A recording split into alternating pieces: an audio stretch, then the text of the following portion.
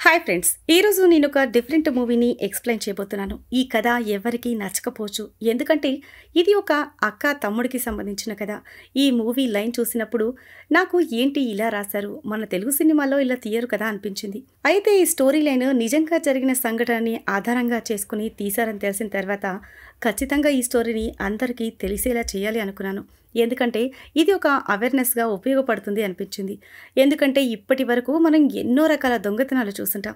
అయితే ఈ కథలో కొంతమంది దొంగలు సొంత అక్క తమ్ముడిని కిడ్నాప్ చేసి అన్నీ దోచుకుని చేయకూడని తప్పులు చేయిస్తారు. అంతేకాకుండా వీడియో తీసి సోషల్ మీడియాలో పెడతామని బెదిరిస్తారు. ఇలాంటి సంఘటన జరిగిన తర్వాత వాళ్ళ లైఫ్ ఎలాంటి మలుపు తీసుకుంది, వాళ్ళు ఇంకా ఎలాంటి సంఘటనలు ఎదుర్కొన్నారనేది ఈ కథ. సో ఇక ఆలస్యం చేయకుండా స్టోరీలోకి వెళ్దాం. మూవీ స్టార్టింగ్లో లీసా, జాన్ అనే అక్క తమ్ముళ్ళని చూపిస్తారు. లీసాకి ఒక నెలలో పెళ్లి జరగబోతోంది. అందుకని ఆమె తనకు కావలసిన వస్తువులను ఏర్పాటు చేసుకుంటుంది. జాన్ స్కూల్లో చదువుకుంటున్నాడు. అతని లవర్ పేరు మెరీనా. లీసా, జాన్లు అక్క తమ్ముళ్ళైనా కూడా చాలా క్లోజ్ ఫ్రెండ్స్ లాగా ఉండేవాళ్ళు. వాళ్ళిద్దరూ ఒకరికొకరు ప్రతి విషయం షేర్ చేసుకునేవాళ్ళు. తర్వాత ఒకరోజు వాళ్ళిద్దరూ షాపింగ్ చేయడానికి బయటకు వెళ్తారు. వాళ్ళు వెళ్లే దారిలో రెడ్ సిగ్నల్ పడుతుంది. అప్పుడు కార్ విండో దగ్గరికి ఒక వ్యక్తి వచ్చి గన్ గురిపెట్టి డోర్ ఓపెన్ చేయమంటాడు. జాన్ డోర్ ఓపెన్ చేయగానే ఇద్దరు వ్యక్తులు కారులో వెనక సీట్లో కూర్చుంటారు. అందులో ఒక వ్యక్తి చేతిలో ఇప్పటికీ కూడా గన్ అలాగే ఉంటుంది. జాన్ని ఆ వ్యక్తి నేను చెప్పిన దారిలో వెళ్ళమని చెప్తాడు. అలా కొంచెం ముందుకు వెళ్ళిన తర్వాత ఆ ఇద్దరు వ్యక్తులు వీళ్ళ దగ్గర ఉన్న ఫోన్స్ లాక్కుంటారు. ఆ తర్వాత వాళ్ళని కార్ డిక్కీలో వేసుకుని తీసుకెళ్తారు. కొంచెం ముందుకు వెళ్ళిన తర్వాత వీళ్ళు కార్ని ఒక ఎర్రటి రంగులో ఉన్న ఇంట్లోకి తీసుకెళ్తారు. ఆ ఇంటి దగ్గరికి వెళ్ళగానే ఆ అక్క తమ్ముడిని డిక్కీలోంచి బయటకు తీసి లీసా, జాన్ల కళ్ళకి గంతలు కట్టి ఒక రూమ్లోకి తీసుకొచ్చి వాళ్ళ దగ్గర ఉన్న వస్తువులన్నీ లాక్కుంటారు. డబ్బు లాక్కున్న తర్వాత వీళ్ళని మరో రూమ్లోకి తీసుకొస్తారు. ఆ రూమ్లో ఒక బెడ్, కెమెరా అరేంజ్ చేసుంటాయి. ఈ రౌడీల బాస్ పేరు నార్మన్. వాడు కూడా ఈ రూమ్లోనే ఉంటాడు. అప్పుడు నార్మన్ లీసా, జాన్లతో మీ ఇద్దరిని మా వాళ్ళు చాలా సమయం నుంచి గమనిస్తున్నారు. నేను మీలాంటి యువతి యువకుల అశ్లీల వీడియోలు తీసి అమ్ముకుంటూ ఉంటానని చెప్పి ఇప్పుడు మీరిద్దరు కూడా నా ముందు ఆ పని చేయాలి. నేను మీ వీడియో తీసుకుంటాను. ఒకవేళ మీరు నా మాట వినకపోతే నేను మీ ఇద్దరిని చంపేస్తాను అంటాడు. అది విని ఆ అక్క తమ్ముడు షాక్లో ఉండిపోతారు. వాళ్ళు ఏమీ మాట్లాడకుండా మౌనంగా ఉండిపోతారు.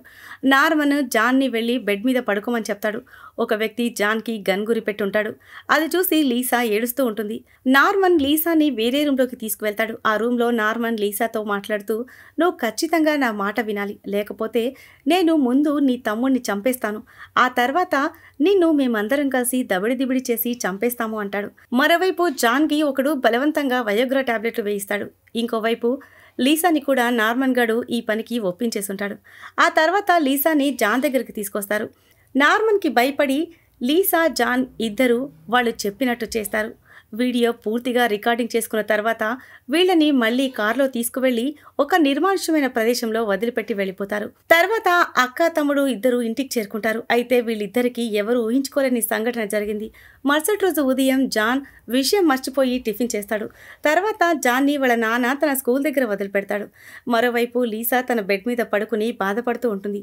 సాయంత్రం జాన్ స్కూల్ నుంచి ఇంటికి వస్తాడు. వాళ్ళమ్మ జాన్తో మీ అక్క ఉదయం నుంచి రూమ్ నుంచి బయటికి రాలేదని చెప్తుంది.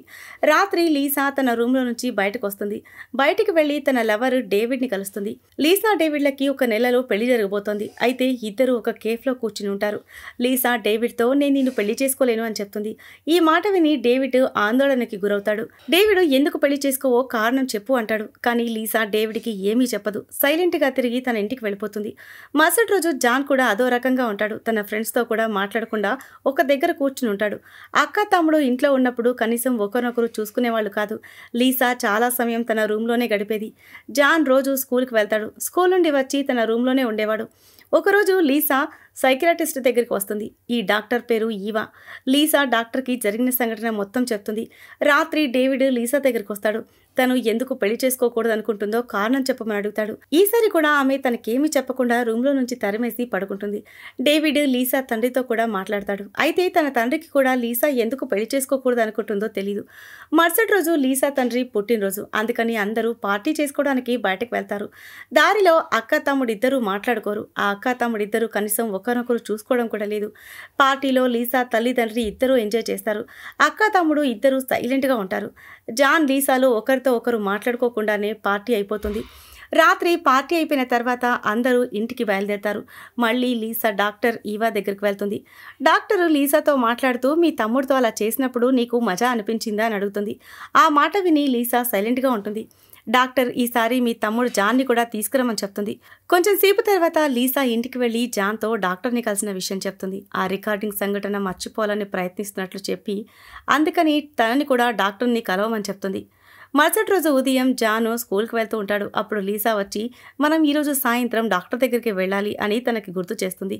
జాన్ సమాధానం చెప్పకుండా అక్కడి నుంచి వెళ్ళిపోతాడు. జాన్ ఈరోజు స్కూల్కి వెళ్ళకూడదు అనుకుంటున్నాడు. అందుకని ఒక థియేటర్లోకి వచ్చి మూవీ చూస్తూ ఉంటాడు. లీసా కొంచెం సర్దుకుంటుంది. కానీ జాన్ పరిస్థితి మాత్రం ఇంకా అలాగే ఉంది. కొన్ని రోజుల తర్వాత అక్క తమ్ముడు డాక్టర్ క్లినిక్లో ఉంటారు. డాక్టర్ వీళ్ళతో మాట్లాడుతూ జాన్ని మీ అక్కతో ఆ రోజు చేసిన పనిలో నీకు కూడా మజా వచ్చిందా అని అడుగుతుంది. డాక్టర్ మాట విని జాన్ రూమ్లో నుంచి బయటకు వెళ్ళిపోతాడు. ఆ తర్వాత ఈవా కూడా బయటకు వస్తుంది. అప్పుడు జాన్ ఈవాతో లీసాతో నాకు ఆ రోజు మజాగా అనిపించింది అని చెప్తాడు.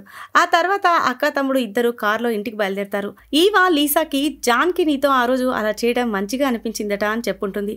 జాన్ లీసాలు మళ్ళీ సాధారణంగా మాట్లాడుకుంటారు.